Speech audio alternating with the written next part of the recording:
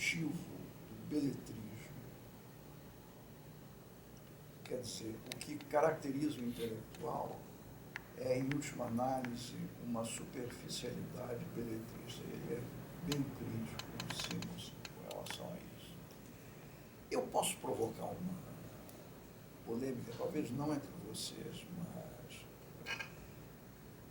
esse beletrismo eu vejo manifestado quando o pessoal aqui do Brasil se deixou seduzir na área de psicanálise por Lacan. Aquilo é um troço sem pé nem cabeça.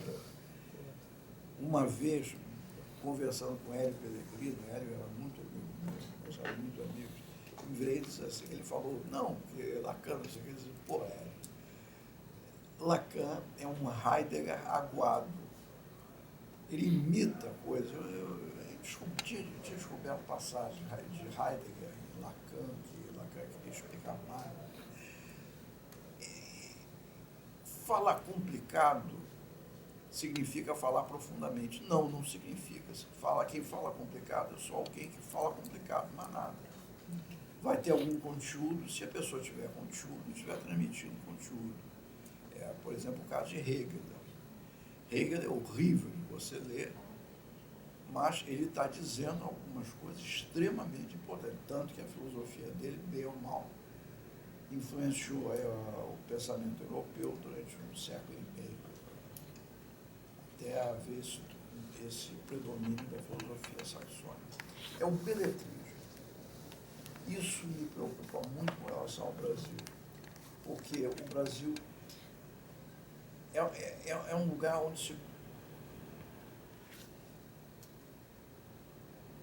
Não sei, eu acabo me bloqueando com relação a isso, mas em última análise se confundiu o pedantismo, a pseudo-erudição, etc., ou as fugas fantásticas do pensamento e transformar aquilo como se você, por dizer uma coisa muito doida, necessariamente dissesse uma coisa verdadeira. Não é. Tem coisas muito doidas que só são muito doidas e mais nada. Eu acho que o grande problema do Brasil é esse. Nós somos cultivadores nós tivemos uma herança, que é essa herança beletrista, que, em última análise, é uma forma de pedantismo. E não mais. Mas é uma espécie de cortina de fumaça para uma questão nada. de uma classe social ficar, assim, por exemplo, quem é beletrista e quem é assim? É a classe média. Quem tem essas condições de... Mas eu não estou fazendo crítica. Ou é a universidade... Porque o Levi-Strauss, quando esteve no Brasil, em 1937, isso está no livro dele, Os Tristes Trópicos, disse que a coisa que mais espantou nos alunos que ele tinha, que eram jovens da classe média, da burguesia paulista em 1935 a 1938, quando ele esteve aqui e deu aulas, ele se espantou com o fato de que todo mundo só queria saber da última moda. Então, só queria saber daquilo que tinha vindo recente de Paris, que era o auge naquele momento em São Paulo. Aí ele tentava voltar para trás, para falar até do Conte, já não queria mais se interessar no Conte.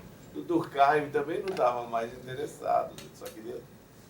Então, isso é um pouco desse beletrismo, esse beletrismo também está relacionado com uma espécie de autocolonização que nós ainda estamos.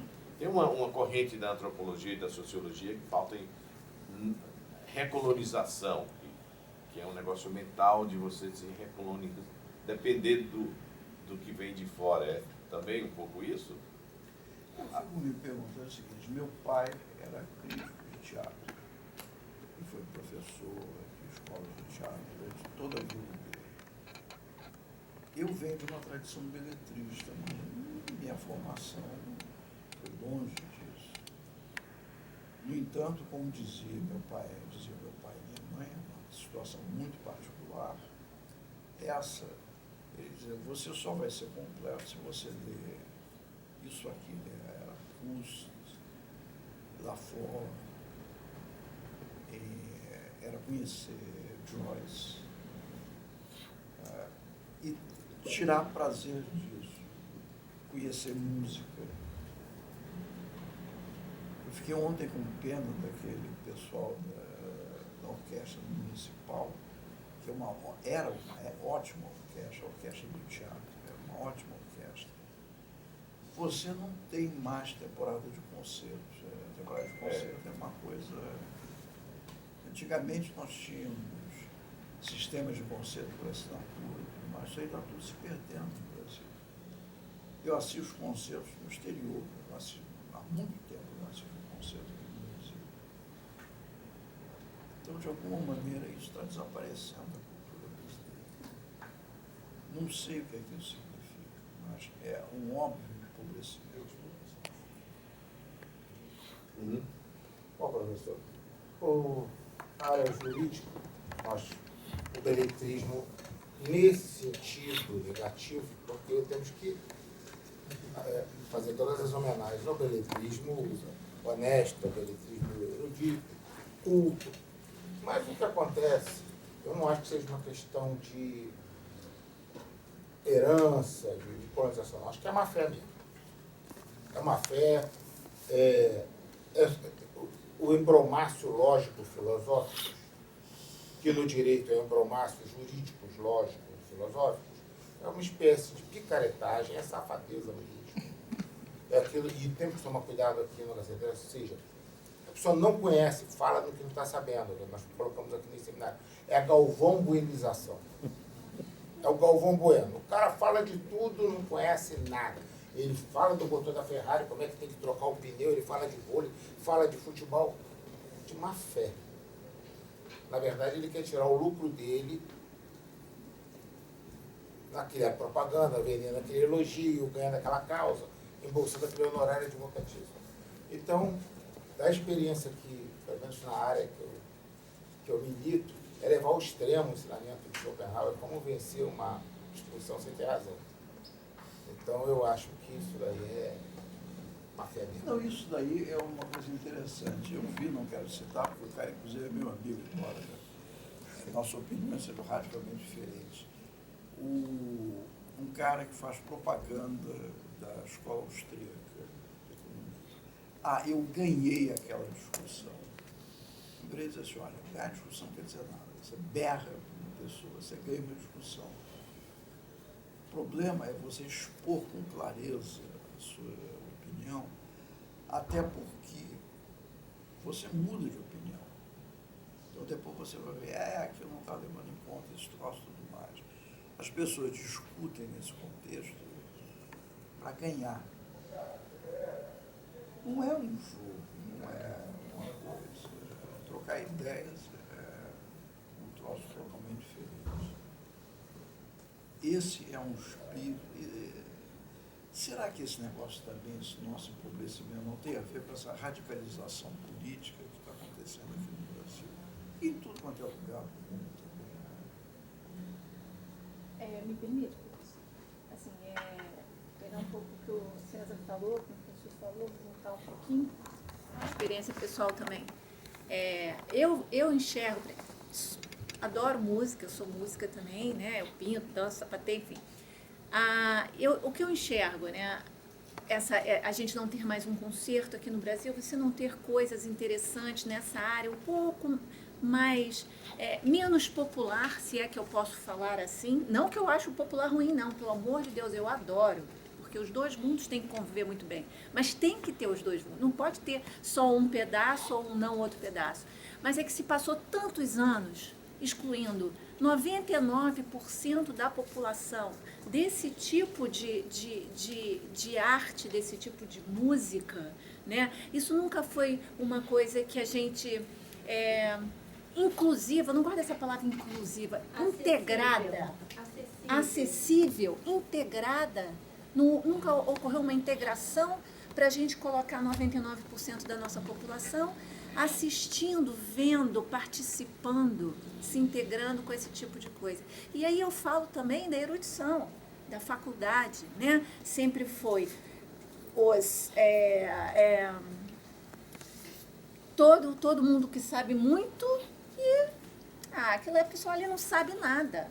Não deixa entrar, não, porque só vai falar bobagem. Não vai, como é que se diz? Não vai alimentar em nada, não vai... Obrigada. A palavra é exatamente essa. Não vai contribuir em nada naquilo que a gente está falando.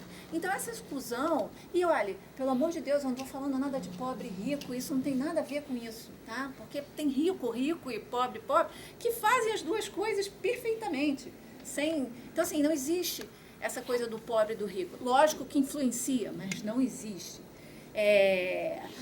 Mas isso sempre aconteceu. Então, para a gente mudar esse procedimento e justamente tentar fazer todo esse...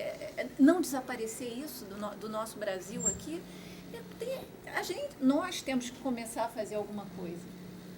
Porque se somos os únicos que estamos pensando nisso, né, e se isso nos incomoda, alguma coisa a gente tem que fazer para mudar e não somente ficar especulando a respeito, né? São pequenas ações, as pessoas falam, não vai adiantar nada, e daí? Você pegou uma pessoa a mais, não tem problema. Ah, mas é só uma pessoa, tá, mas é uma pessoa a mais. Então, assim, eu até discordo um pouquinho dessa história do César, né, de que, não consigo, eu não gosto dessa separação. Somos eruditos e eles não. E isso só piora essa coisa de desaparecer nossos concertos, nossos balés. A gente não tem mais. Existe uma outra forma de interação, que é mídia social. Gente, a gente não pode mais negar que isso existe. Tem que haver alguma coisa que a gente possa utilizar tudo isso para que a gente possa ter um equilíbrio melhor na nossa sociedade. Porque a nossa sociedade, hoje em dia, só pensa em ganhar dinheiro. Porque é isso que comanda o nosso Brasil. Você está falando isso, eu estou me lembrando que um dos grandes regentes vivos é latino-americano e bem moço, que é Gustavo Dudamel. Quem é que deu dinheiro para ele montar uma orquestra, que é uma orquestra muito boa, ainda que tenha o nome de orquestra bolivariana, sinfônica? Foi o Chaves. Foi o Chaves. Novamente a gente vê a mediocridade desse governo atual. Não tem coisa, porque o governo anterior não era também grande coisa, era de se louvar os médios. Para você demitir, como ela demitiu, como a Dilma demitiu, um cara do calibre de Renato Janine Ribeiro, do Ministério da Educação, para botar um político, realmente mostra como essas coisas são vistas agora no ambiente presente social brasileiro. Mas a história do Brasil teve muitos momentos, recentes, que eu digo de 100 anos para cá, muitos momentos em que se tentou juntar o erudito com o popular, se tentou popularizar, todo mundo se lembra, Vila Lobos, sabe, de Vila Lobos e os cantos orfeônicos, no estádio do Vasco da Gama. Na década de 50, esses governos tinham um monte de coisa, muita gente que tinha uma capacidade. Você tinha presidentes, independente da posição política, você tinha na liderança do país gente que tinha uma visão mais ampla em termos populares. Vou contar um incidente que aconteceu com meu pai. Minha mãe era colega de turma de Alzirinha Vargas, na Faculdade de Direito. E eram muito amigos, uma série de motivos, etc. E eles se reuniam no Palácio Guanabara, que é onde Getúlio morava, para ouvir jazz. Eles faziam um jam session. Alzirinha podia importar aquela coisa dos Estados Unidos, etc.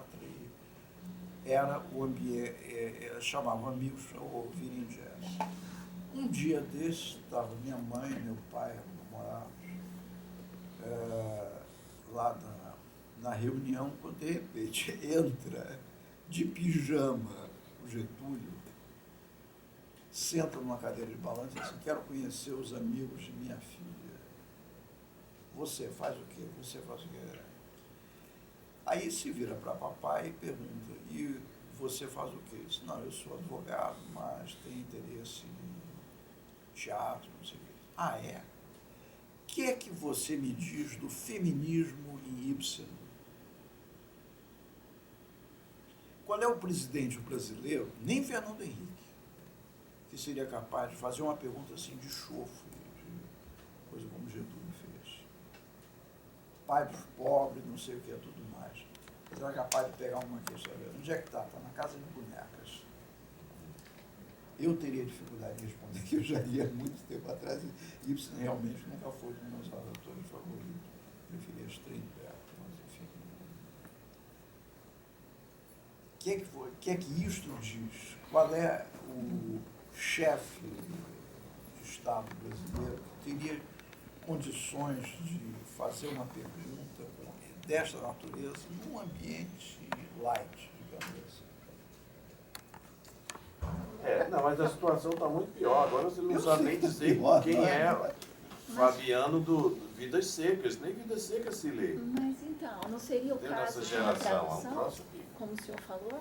O senhor citou aí, né? Por que a gente não pega os teoremas e coloca numa coisa um pouco mais acessível, que é para que as pessoas entendam? Uma releitura, fazer isso, né? Pegar o meu trabalho nesse livro é muito técnico, por uma série de motivos. E porque eu quis fazer uma coisa técnica, porque a minha urgência permitia isso. Mas quando o Renato se virou para mim e disse assim, eu publico, e eu não sei se eu vou deixar ele publicar, mas de qualquer maneira, eu disse assim, tudo bem, a minha parte posso transformar numa exposição de caráter mais geral, mas é um negócio meio humilhante, não humilhante em termos pessoais, mas humilhante no Brasil. O Brasil só consegue ler coisas fáceis. Tem várias histórias desse tipo, esse complexo de vira-lata que esse país tem. Teve uma outra. Eu fui durante muito tempo professor da escola de comunicação. E eu fazia a seguinte brincadeira, chegava no início do curso, empilhava livros e dizia assim, esses livros todos têm alguma coisa a ver comigo. O que é? Você leu eles? Não, tem livro que eu não li. Aqui tem livro que eu não li. Você estudou nele? Também não estudei. Você tem peso? Enfim, faziam as hipóteses as mais delirantes possíveis. Aí eu me virava e dizia, a única coisa que eles não tinham dito, não, eu sou citado em todos esses livros. Alguns explicam com mais detalhe, outros com menos detalhe aquilo que eu faço. Sempre tinha alguém que se levantava e dizia assim, mentira. Eu perguntei, por quê? Porque o brasileiro não faz isso. É uma autoconfissão de inferioridade, de vira-latice, como eu nunca vi. Claro. Isso é verdade. Professor Eduardo, eu fui chamado a atenção. Não, você está muito erudito. Mas eu estou na COP, né? Para ter erudição na COP, se eu quiser ser popular, eu vou para o sindicato do chopp, eu vou para o botequim. Então, Florença tinha 19 mil habitantes, de 1.500, mas um era Leonardo da Vinci, o outro era Michelangelo, o outro era Rubens. Se você puser antes de 1492, quem mandava na cidade era Lourenço Magnífico. Exatamente. Não é, que era poeta. Então, a Paturé Ignara, que me desculpe, mas essa fortuna que nós estamos gastando aqui, e essa sala aqui é caríssima. Então, se nós não produzirmos uma aristocracia no sentido meritório da palavra, não um bando de desqualificados que têm títulos nobiliárquicos, que aí já partiu para a plutocracia. Então, o nosso problema é esse populismo acadêmico que gera uma verdadeira cultura da ignorância, uma verdadeira cultura da... Isso é muito grave. É preciso, cada qual no seu lugar. Se a universidade brasileira não quiser atingir o alto padrão de excelência e de qualidade, então é melhor fechar isso aqui e transformar isso aqui num botequim. Esse é que é o problema. Isso aqui não é lugar de beber chopp. Tem que sentar e tem que ler livro. Tem que ler 150 páginas por dia. Agora, ficar... Tá, 120. César, uma coisa não exclui a outra. Exclui. Não, ninguém está deixando deixando de ser erudito. O Aqui problema não, é que a gente quer trazer mais gente para a erudição. É diferente a história, né? Uma coisa não exclui a outra. E é Muito muito, pelo mais contrário. nobre a gente trazer para a erudição do que ser erudito por ser. Que é o que ele quis dizer aqui como... Mas a gente tem condição de trazer se a pessoa não quer. Sempre tem. Não é, ela nem sabe Ela que nem existe. sabe se ela quer. Aí é que está o problema. Gente, deixa eu falar Que uma na coisa. década de 70, de 80, eu venho de família pobre, estava falando com ela. Eu ia ao Teatro Municipal, Você não tinha ia? um real. Mas- Eu ia aos 6h30, eu saía do Colégio Pedro II, eu ficava na fila lá do Teatro João Caetano. Sei Aí como minha é. tia largava, ela era chefe de costura, essa minha tia que está comigo agora com Alzheimer. Ela ia, aí ela chegava para comprar e para a gente assistir. Eu assisti 2 óperas, uma delas na Quinta da Boa Vista, hoje em dia não existe Se me isso. permite, Márcia, você ainda veio de uma elite, porque você veio do Colégio Pedro II. Mas eu briguei, eu fiz prova para Sim, lá. mas não importa, você estava num momento de elite que era o Colégio Pedro II. Eu não estou falando nem de quem veio de uma Colégio Pedro II, eu estou falando de pessoas externas a esse nosso mundo acadêmico, entendeu? Não do Colégio Pedro II. Olha, né? mas eu tive acesso à informação. Sim. A minha família, por exemplo, queria que eu fosse no Festival de Caiú. Eu parei. Eu não quis. Eu briguei para ir para o Pedro II. Existia a informação. A informação hoje que é passada não é essa. É que o ensino pô, vai ser agora do jeito que vocês querem. Então, é por isso que eu estou falando. Por que a gente não se movimenta para que a gente traga de volta isso? E isso não significa deixar a nossa escola, ou deixar de ler as 200 páginas, 150, 120 por dia, ou deixar de aprendermos entre nós ou com outros, não importa. Mas, deixa eu falar uma coisinha. Eu acho que o problema nosso é a educação básica. Você nunca vai colocar uma criança que é imbecilizada pela mídia que a gente vê hoje para ler 150 páginas da Maria nunca. Não vai chegar na universidade nunca. Pronto. Isso é um problema mundial, inclusive, porque o americano ali esses dias não sabe ler. Eu Você- estava lendo um livro Como Ler. Existem 4 níveis de leitura que poucos universitários passam de segundo. Então, você só está colaborando com o que eu Então, estou assim, falando. e outra coisa, a ignorância também, ela está na erudição também. Porque você não pode pegar um caipira que tem um conceito de vida e muito mais próximo da natureza, que ele conhece muitas coisas, só que não é acadêmico, e dizer que ele é ignorante. Na verdade, ele não é, ele tem um conhecimento muito bom de vida. Muito bom. E também não pode dizer Pronto. que eu É, Você até agora só está colaborando. Assim, eu acho que a gente tem um problema que hoje, que a gente não tem que melhorar a universidade. Se a gente não melhorar o nosso ensino básico, você hoje pegando alunos na 4ª série, 5º ano aí, analfabetos. Eu cheguei a dar aula numa universidade um tempo, eu peguei vários alunos que eram analfabetos funcionais. O cara simplesmente lia, sabia repetir, mas ele não conseguia interpretar nada na universidade. Então, assim, o grande problema do Brasil hoje não é a gente melhorar a universidade. A coisa vai se extinguir porque a gente não está melhorando o que é o básico. Uma criança hoje, eu peguei esses dias até na mídia social, o cara botou no Facebook uma prova de 4ª série primária da década de 60. Aquela prova de 4ª série de matemática, muito universitário não faz. 2º grau, então nem pensar. 4ª série primária. E só tinha o quê? Álgebra básica, proporção, coisas assim. Então a gente vive hoje no nosso país a imbecilização de um povo inteiro porque a gente não tem educação básica. Tá Isso perfeito. não vai chegar, a gente não vai melhorar a universidade. Não vai. A tendência é os bons, os que conseguiram sobreviver a alguma coisa, ou vai para fora, é o que muita gente está fazendo e tal, ou fica nessa luta que a gente vive hoje. Eu não vejo Os bons é quem tem a acesso. curto prazo eu não vejo melhoria nisso. Sinceramente, E não é essa, pra minha essa, geração. essa dicotomia que o César está propondo, um lugar para os aristocratas, só piora. Você me perdoa. Por exemplo, erudito. Erudito é o Tom Jobim. Erudito é o Caetano Veloso. Quando eu falo em erudição, não é porque é música clássica de enterro de cavalo, aquelas coisas chatas. Não é isso que eu estou falando, não. Eu estou falando de erudição, é o conhecimento. E nem todo mundo, o sistema francês é formar o liceu. Todo mundo tem que ser um intelectual. Já o americano, não. O americano valorizou o homem burro, o Todo homem mundo médio. tem que ter direito de escolher se quer ser ou não. É, exatamente. Uma país tem que dar oportunidade para ele. No ensino básico, como ele falou. Agora, nem todo mundo pode ser obrigado a isso, e muito menos o intelectual tem que pegar e ficar falando como se tivesse a escola de samba. Mas você, só um comentário rápido, eu acho que também, embora a gente esteja falando dessa erudição, desse conhecimento, eu acho que tem que falar um pouquinho de saberes em geral.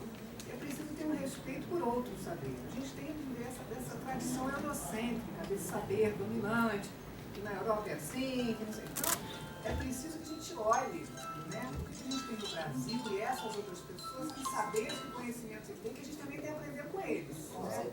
Então, é mais democrático isso do que simplesmente trazer esse dominante e falar, não, eu sou, o saber dominador é esse, é isso aqui que vale e vocês não sabem nada. Né? Então, é melhor a gente ter um pouquinho dessa visão que o outro também conhece e a gente sempre pode aprender com o outro. Mas eu discordo, estejamos a discordar. Na verdade, nós estamos falando a mesma coisa. Sim, porque... Você falou da Patubé, marca, eu existe. menos. Entra no fórum com essas risadas, que você já entendeu o que eu estou falando. Como está acontecendo agora na Lava Jato, que fizeram a arquitetura da corrupção. Os mesmos advogados, os mesmos procuradores, os mesmos juízes, a mesma polícia. Todo mundo ali junto, anos e anos. Isso é corrupção. Agora o pessoal levou grana. Estamos com esse problema. César, você é uma pessoa muito intensa, você às vezes, assim, não sei, não te conheço e não vou te dar um conselho, mas às vezes suas palavras são felinas, tipo, na primeira aula, que quando você falar, isso qualquer advogado de Baixada Fluminense faz. Eu sou de Nova Iguaçu, Cara, sou se eu advogado fosse de uma Nova Iguaçu. Pois é, mas Eu sou de Nova você... Iguaçu, eu sei, está falando de mim. Ok, mas se tiver um outro advogado aqui de Nova Iguaçu, que olhe para a tua